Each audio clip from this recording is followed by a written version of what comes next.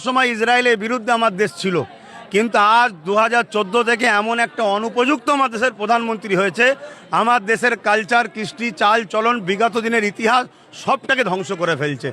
দেশের মধ্যে তো কোনো বিকাশ নাই, দেশের যুবাদের হাতে কাজ নেই, দেশের উন্নতি নেই, দেশের জিডিপি নেবে, যা ধ্বংস হয়ে যাচ্ছে। এ শুধুমাত্র যাতে আমার ওপরে কেউ না চাপ দেয়, ওই জন্য সবাইকে আব্বা আব্বা করে বেড়াচ্ছে।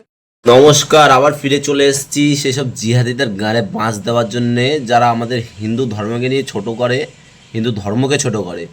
তো এক জিহাদি বলছে যে আমাদের প্রধানমন্ত্রী হচ্ছে উপযুক্ত প্রধানমন্ত্রী, যে ওনার রাজনীতিতে হচ্ছে কি আমাদের জিডিপি কমে যাচ্ছে, আমাদের অর্থনৈতিক সমস্যা হচ্ছে, তারপরে ছেলেবেলের চাকরি হচ্ছে না।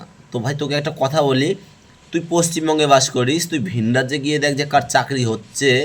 আর জিডিপির কথা তোরা না বললে ভালো, যে তোরা তো মাদ্রাসাতে কি পড়বি, যে কোথায় কি বোম ফেললে কজন মারা যাবে, কি দিয়ে কি বোম বানানো যায়, কয়টা মানুষ, একটা মানুষকে কটা গুলি মারলে সে মারা যাবে, এগুলো তো তোদের মাদ্রাসাতে পড়ায়। তো জিডিপির কথা তোকে আর কি বলবো আমি।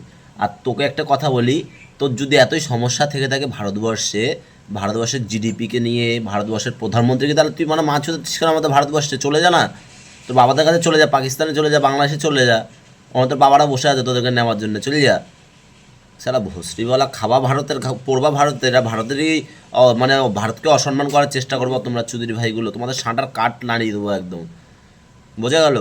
পশ্চিমবঙ্গের সাথে একবার বিজেপি আসুক, তোমার সাঁটার কাঠ কী করে নাড়াতে সেটা পরবর্তীকালে বিজেপিই দেখে নেবে। চুদির ভাই খান কিচ্ছিল। জয় শ্রীরাম।